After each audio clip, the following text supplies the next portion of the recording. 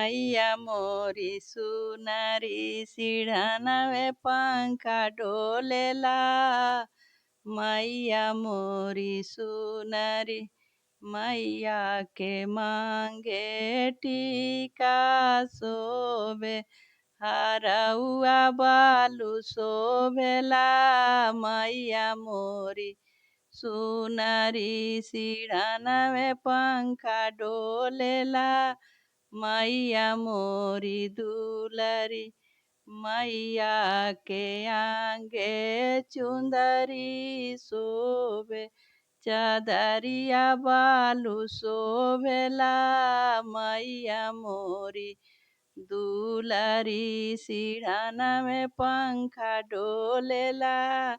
मैया मोरी दुलरी मैया के पाँवे पायल शोभे।